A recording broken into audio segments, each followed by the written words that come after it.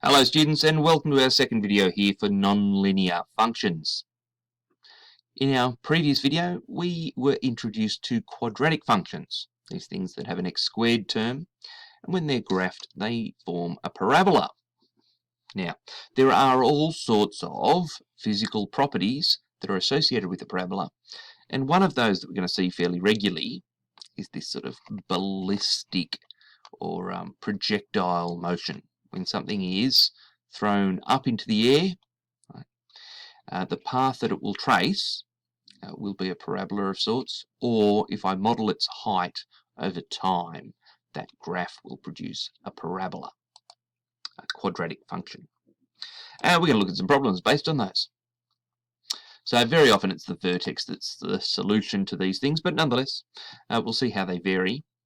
To some extent, we're going to use the property of the symmetry of parabolas to help us with a certain amount of guessing and checking to find the coordinates of the vertex. That's often going to be the solution.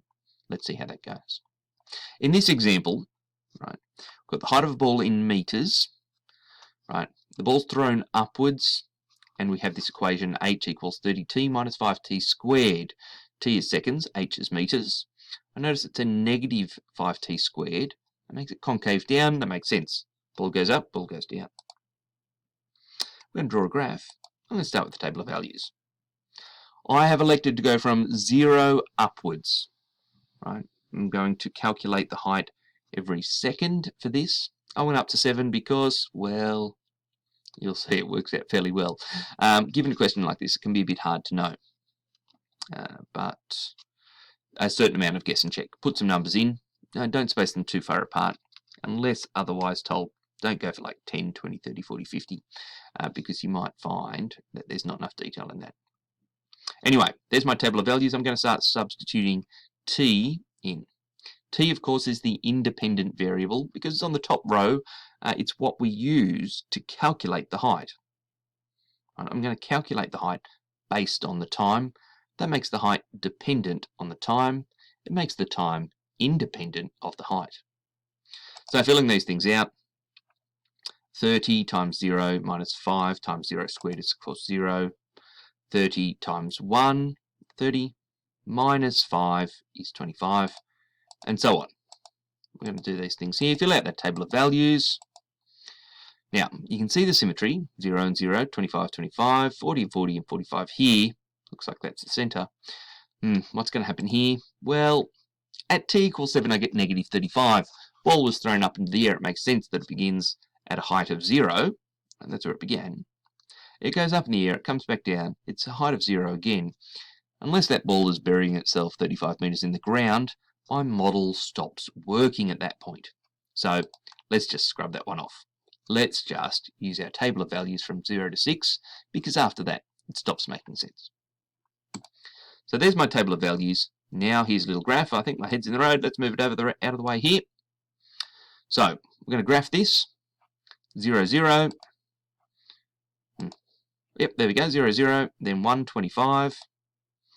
2 and 40. 3, 45. Right, and you can see those dots starting to make a fairly nice smooth curve.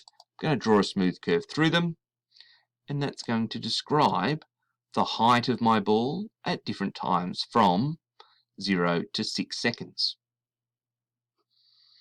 That's the first part of the question. Second part of the question asks us to find the maximum height. Well, I can see from the graph here, maximum height is over here. What's that? Looks like about 45. My table of values tells me it's 45. At t equals 3 seconds after the ball was thrown into the air, it reaches a maximum height of 45 metres. Part C here, find the length of time taken for the ball to return to Earth. So, the ball is launched into the air, takes 6 seconds before it's back on the ground again. We can recognise that from the graph, right, where it comes back here to our horizontal axis, our t-axis in this case, and from our table of values of 0, 6, or 6, 0. Righto, that's it. Maximum minimum problems. That'll do us for now. You'll see some more in the textbook as we work through that. If you've got any questions about the video or anything else for that matter, make sure you write it down so you don't forget and ask me in class.